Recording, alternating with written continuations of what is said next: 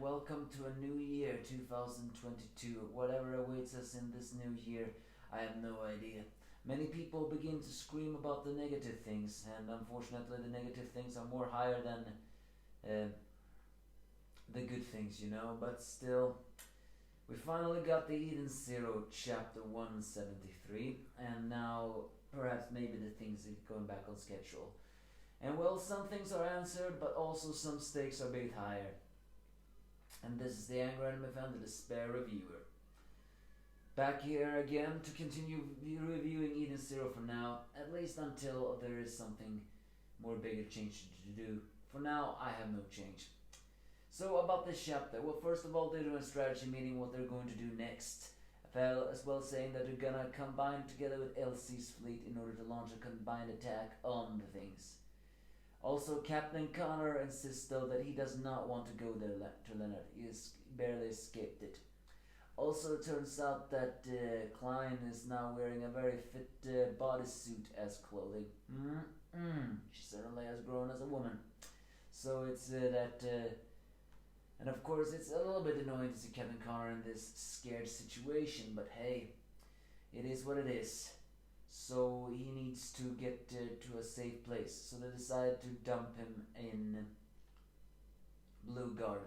It is also explained a little bit more on how the Eden Zero is again unique. This ether drive, the one thing that we have been hearing of for a long time.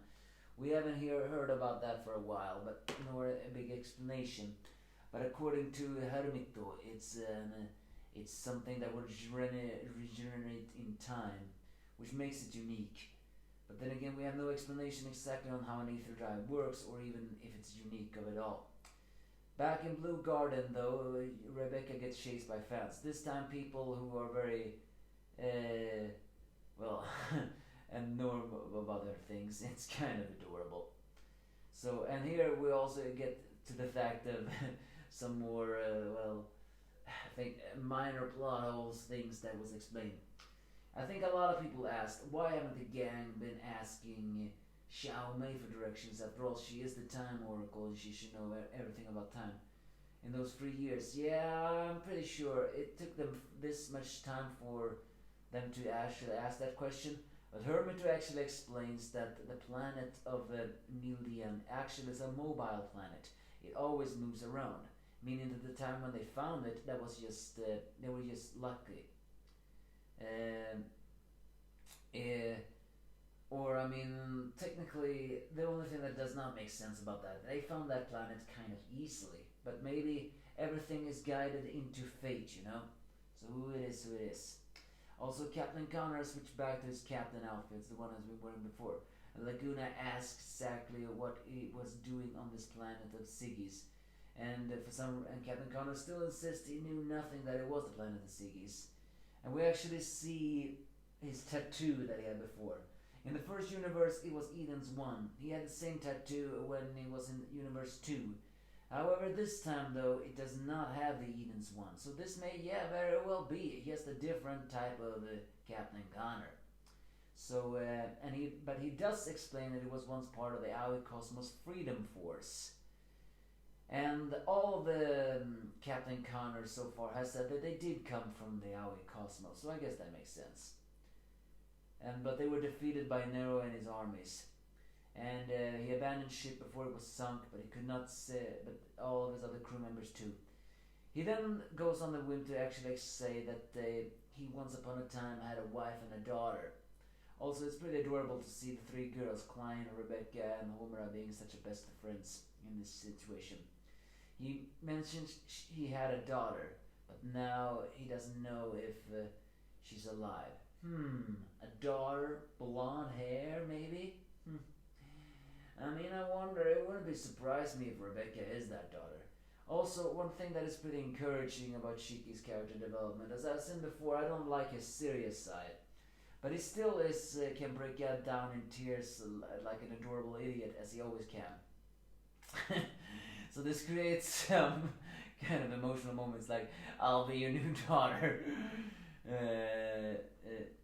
But and all those things like be dead, she be dead and all that stuff. So back in the guild where Captain Connor is making things, they also meet up with Noah.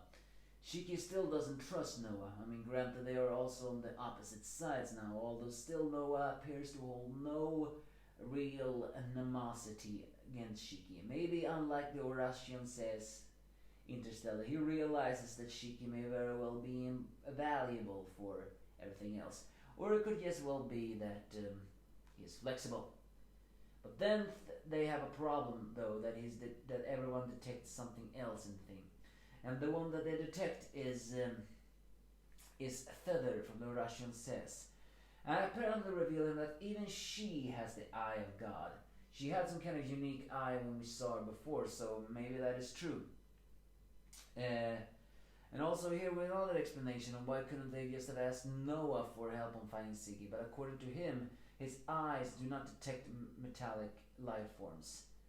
So also another thing that is pretty encouraging about Shiki here is that he still has his kind heart, even though he is a lot more serious. He still has his kind heart, because he actually insists that they are not going to fight the Interstellar, because they are not their quote-unquote enemies. Granted, they are their enemies because they somehow, for some very strange reason, consider Shiki a threat. But Shiki does not consider them, well, enemies, so to speak. Because, well, he only wants to defeat Siggy. That does show that Shiki still has his kind heart, even though he is a lot more serious about it. So, we also see a little bit more of Feather's crew. It appears to be flamboyant boys wielding one wing each. One has only a left wing, one has only a right wing. Look pretty flamboyantly. Maybe this is the left and right wing, you get it, of Feather. But Feather is just as ruthless as many other else. As she opens her eyes, she says, "They will emerge, shoot when you see them shoot." So we also see her full body now for the first time. She does indeed have an impressive bodysuit. But he also reveals she has quite a long hair. Or is that a coat she wears? Yeah, maybe it's a coat. So, well, while it is also revealed that it's Wise that somehow boosted his cred. And while Shiki wants to lure them away, Rebecca says they're a crew and we're going back to the ship together. Very adamant of never losing a family member again. So, together with that, Eden Zero crew says we'll run for the ship. They're not our enemies, so don't kill them. However, Feather knows what they're going.